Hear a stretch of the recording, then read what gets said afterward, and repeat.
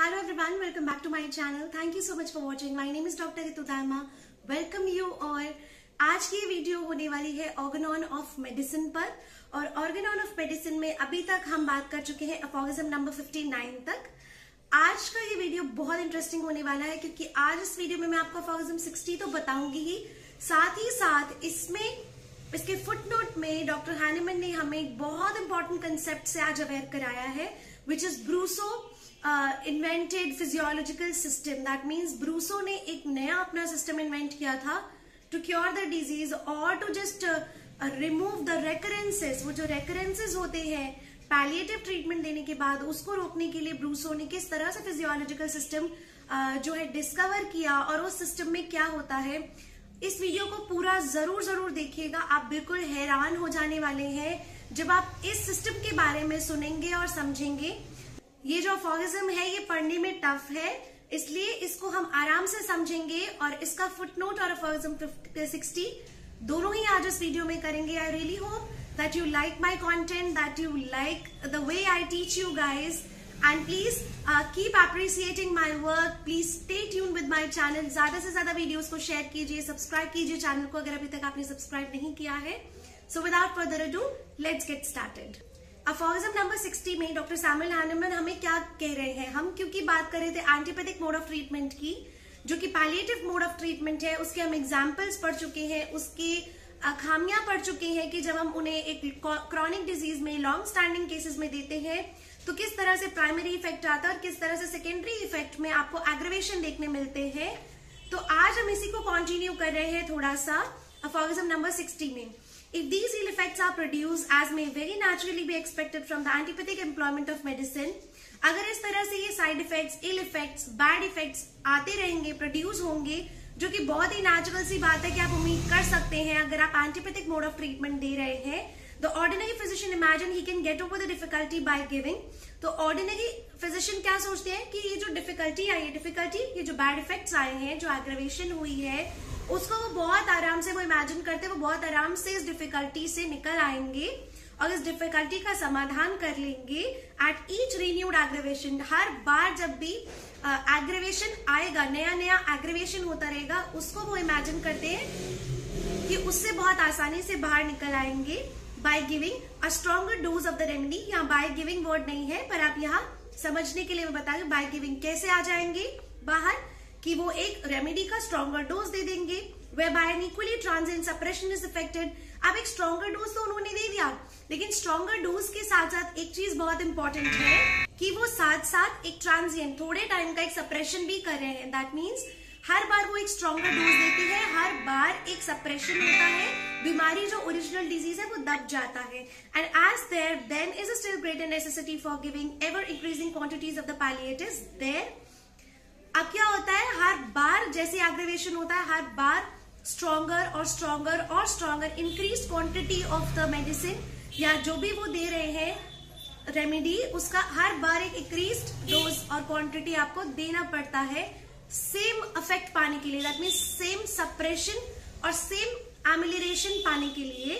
There ensues either another more serious disease, और उससे क्या शुरुआत होती है, या तो एक नया सीरियस डिजीज आ जाएगा और frequently bar even danger of life, जान का खतरा हो सकता है, इवन डेथ भी हो सकती है, but never of cure of the disease. लेकिन कभी भी क्योर नहीं होगा डिजीज का ऑफ कंसिडरेबल और of long standing.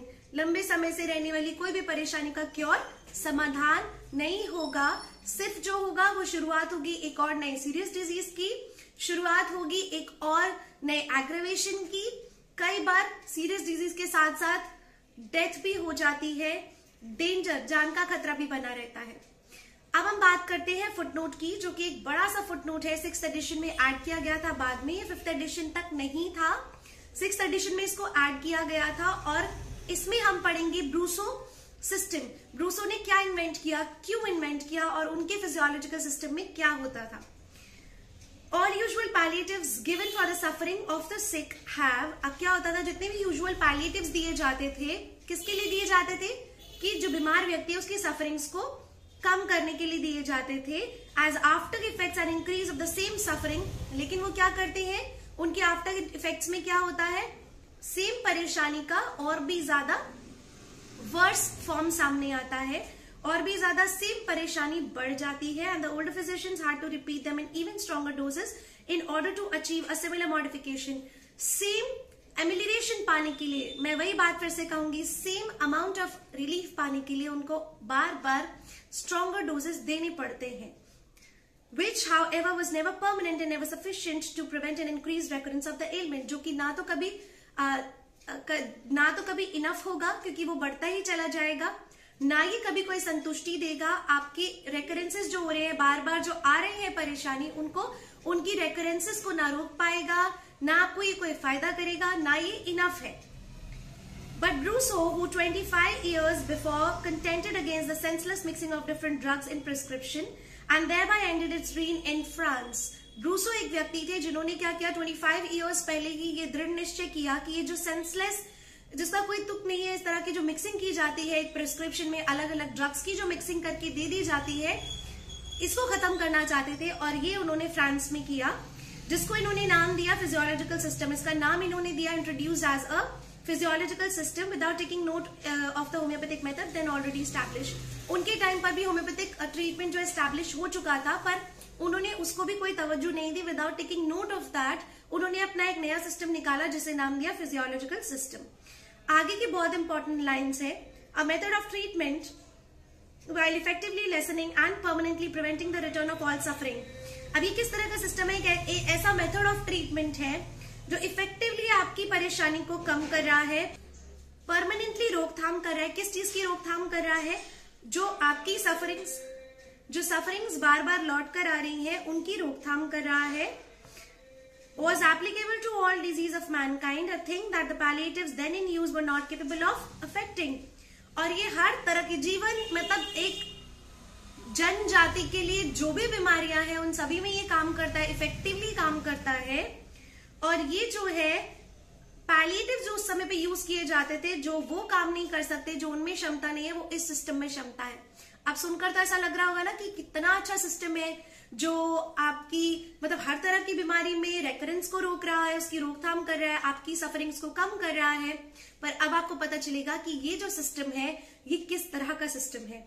Being unable to heal disease with mild innocent remedies and thus establish health, जब ये क्या हो रहा था उस समय पे, इस तरह के जो लॉन्ग स्टैंडिंग परेशानियां थी, जिनमें सफरिंग्स बहुत ज्यादा थी, कष्ट बहुत ज्यादा थे, वो माइल्ड इनोसेंट, हल्की इनोसेंट रेमेडी से जब वो चीजें अचीव नहीं कर पा रहे थे, उनको आराम नहीं दे पा रहे थे, हेल्थ एस्टैब्लिश नहीं कर पा रहे थे, Broussais found the easier way to quiet the suffering of the patient more and more at the cost of their life and at last to distinguish the life wholly.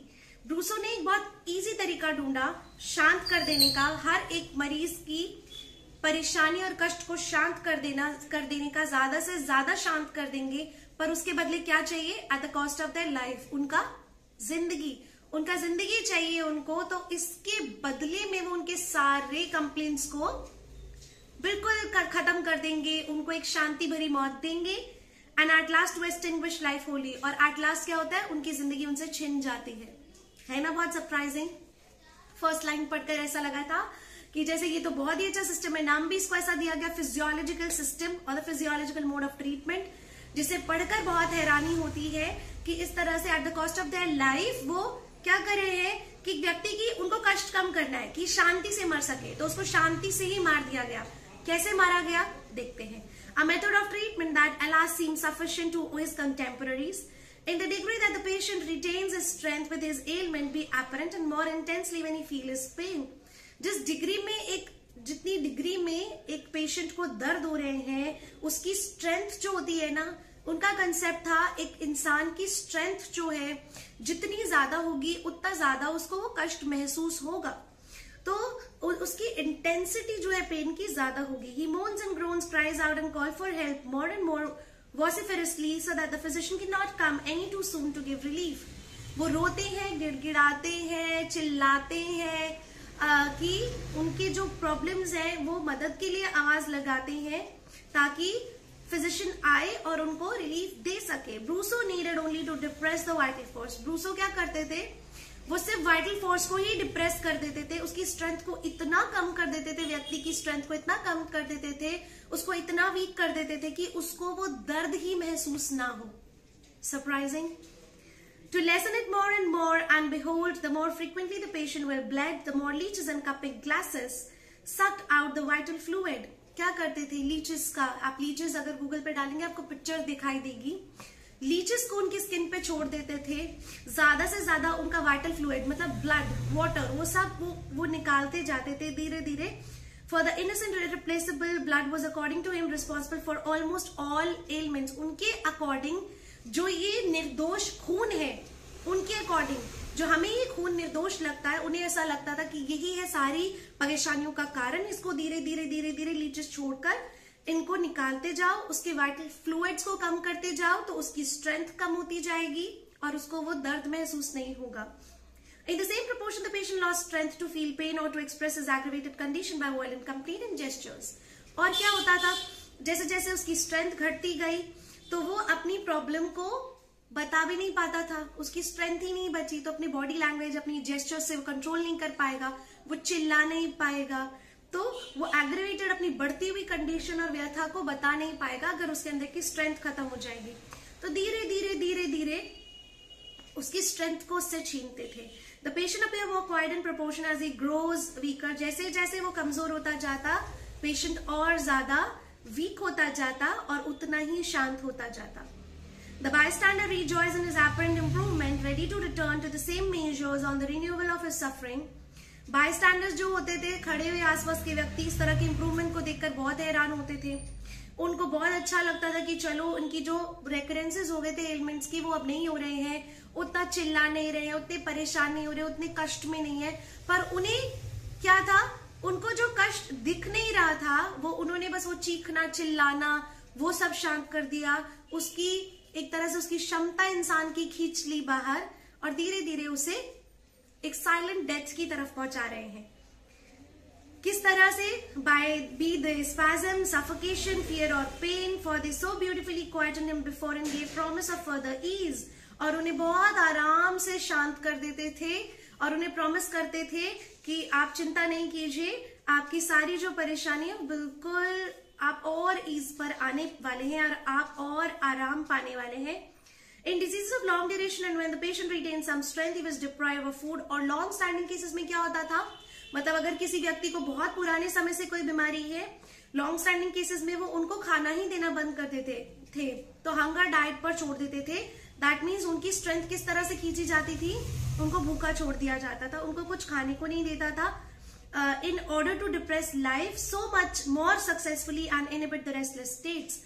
और इस तरह की उनकी बॉडी को वो भूख से वो ऐसे हो जाती थी कि इतनी स्ट्रेंथ पूरी लॉस हो गई. जब स्ट्रेंथ पूरी खत्म होती गई, लाइफ डिप्रेस हो गई और वो जो बेचैनी वाली स्टेट है वो भी अल्टीमेटली खत्म हो गई. क्योंकि जब उनकी बॉडी में वो स्ट्रेंथ ही नहीं बची तो क्या रेस्टलेसनेस, क्या पेन, क्या फियर, क्या एंजाइटी, कुछ महसूस नहीं होगा. The debilitated patient feel unable to protest against further similar measure of bloodletting. अब इतना कमजोर व्यक्ति क्या किसी के खिलाफ खड़ा हो सकता है? क्या अपनी ही हक के लिए फाइट बैक कर सकता है? क्या वो उनको कह सकता है कि प्लीज ऐसा मत करो? इतना दुर्बल व्यक्ति जो है वो प्रोटेस्ट ही नहीं कर पाता था. इसी तरह के जो लीचेस के द्वारा ब्लडलेटिंग की जाती थी, लीचेस छोड़कर जो खून निकाला जाता था, वेसिकेशन, गर्म पानी में डाल दिया और पता नहीं क्या क्या तरीके उन्होंने आजमाए. That death must follow such frequently repeated reduction and exhaustion of the vital energy is not noticed by the patient already robbed of all consciousness, and relatives blinded by the improvement even of the last suffering of the patient by means of bloodletting and warm bath cannot understand and are surprised when the patient quietly slips away. बस इसी तरीके से vital energy को उनकी खत्म करते गए, धीरे धीरे उनकी कॉन्शियसनेस जाती गई. रिलेटिव्स जो है आंखों पर पट्टी बांधकर खड़े रहे कि जो है इनकी सफरिंग्स को आराम दिया जा रहा है और धीरे धीरे करके उनकी जान उनके हाथों से स्लिप हो जाती थी. But God knows the patient on his bed of sickness was not treated with violence. For the prick of a small lancet is not really painful, and the gum arabic solution was mild in taste and without apparent action. The bite of the leeches was insignificant and the bloodletting by the physician done quietly, while the lukewarm baths could only soothe. Hence the disease from the very start must have been fatal, so that the patient, notwithstanding All efforts of the physician have to leave the earth. In this way, the relatives and especially the heirs of the dear departed console themselves. ये पूरा paragraph इसलिए बताया गया है कि किस तरह से जो उनके अटेंडेंट होते थे उनको ये लोग समझाते थे, उनके क्या शब्द होते थे। अब ये सुनिए, ये उनको कंसोल कैसे करते थे, या वो लोग खुद को कंसोल कैसे करते थे कि गॉड नोस की जो पेशेंट है, जो सिक है, पलंग पर पड़े हैं, उनको वायलेंस से ट्रीट नहीं किया जा रहा, उनके साथ कोई हिंसक व्यवहार नहीं किया जा रहा, सिर्फ एक छोटा सा प्रिक, लैंसेट का एक छोटा सा प्रिक या जो माइल्ड वार्म बाथ्स दे रहे हैं वो तो सिर्फ उनको सूद करने के लिए दे रहे हैं। और ये जो इतना माइल्ड है, जो छोटे छोटे लीचेस उनको काट रहे हैं, जो ब्लडलेट कर रहे हैं, वो इतना धीरे धीरे क्वाइटली कराया जाता है कि उनको वो चीज महसूस ही नहीं होती। और शायद जो बीमारी इनको हुई है वो और भी गंदे तरीके से इनकी जान लेती, पर अब इनको कितना ईज पर ले जाकर इनको एक साइलेंट और पीसफुल डेथ दिया जा रहा है। इस तरह से वो लोग अपने आप को कंसोल करते थे। अब ये सिर्फ ब्रूसो तक नहीं रहा, ब्रूसो की इस तरह के ट्रीटमेंट को भी फॉलो करने वाले बहुत सारे लोग मिले पूरे यूरोप में। The physicians in Europe and elsewhere accepted this convenient treatment of all disease according to a single rule since it saved them from all further thinking. ये यूरोप में पूरा अच्छे से फैल गया, और क्योंकि उनको कुछ एक्स्ट्रा सोचना ही नहीं पड़ता था, कोई ट्रीटमेंट की मेहनत ही नहीं करनी पड़ती थी, कोई दवा देने का मेहनत ही नहीं करना पड़ता था, सिर्फ ये बेसिक कुछ प्रोसेस जो किए और सिंगल रूल फॉलो करने के लिए बहुत सारे लोग तैयार थे। They only had to take care to assuage the pangs of conscience and console themselves that they were not the originators of the system and this method of treatment, that all the other thousands of Brussosists did the same and possibly everything would cease with death anyway as was taught by their master. अब वो क्या कहते थे अपने आप को कि वो अकेले ही प्रैक्टिस करने वाले नहीं है, उन्होंने तो ये सिस्टम जो है डिस्कवर किया नहीं है। ब्रूसो को फॉलो करने वाले ब्रूसोसिस्ट कहलाए और उनके सिस्टम को फॉलो करते थे कि बहुत थाउजेंड्स ऑफ लोगों ने फॉलो किया कि इस तरह से उनकी जो रेकरेंस है लोगों की एलिमेंट्स की वो खत्म कर दी गई, उनकी डेथ को जो है उनको डेथ दे दी गई, उनकी लाइफ को सीज कर दिया गया, स्टॉप कर दिया गया, जैसे कि उनके मास्टर ने उन्हें सिखाया है, आराम से, शांति से। In this way many thousand physicians were miserably misled to shed the warm bloods of their patient। और इस तरह से हजारों फिजिशियंस जो हैं अपने निर्दोष पेशेंट्स का ब्लड निकालते रहे, that were capable of cure, and they were robbed million of men gradually of their life according to Brusso's method। और पता नहीं ना जाने कितने लोगों ने अपनी लाइफ इस तरह से गवा दी। More than fell on Napoleon's battlefield। Was this perhaps necessary by the disposition of God, so that system of Brusso which destroyed medically the life of curable patient to proceed homeopathy in order to open the eyes of the world to the only true science and art of medicine, homeopathy। तो क्या ये जरूरी था, perhaps necessary था कि भगवान का नाम लेके, उनका आड़ लेकर जो है उनको उनका नाम लेकर उनको एक स्टैंडर्ड फाउंडेशन मानकर ब्रूसो जिस तरह से मेडिकल लाइफ को डिस्ट्रॉय कर रहे हैं, जो क्योरेबल पेशेंट्स थे जो होम्योपैथी से क्योर हो सकते थे, बिना होम्योपैथी के कंटेक्स्ट को जाने, बिना उसे उसकी तरफ ध्यान दिए उन्होंने इस तरह से होम्योपैथी जिस तरह से लोगों की आंख खोल सकती थी उन्होंने इस तरफ ध्यान नहीं दिया और इस तरह का ये इन्वेंट किया। In which all curable patients find health and new life, homoeopathy जिसमें कि हर एक क्योरेबल पेशेंट को एक नया जीवन मिलता है। When this most difficult of all arts is practiced by an indefatigable discriminating physician in a pure and conscientious manner। तो जब एक सिस्टम था अवेलेबल जो कि नए लोगों को स्वास्थ्य, क्योरेबल केसेस को जीवन प्रदान कर सकता था, तो क्या इस तरह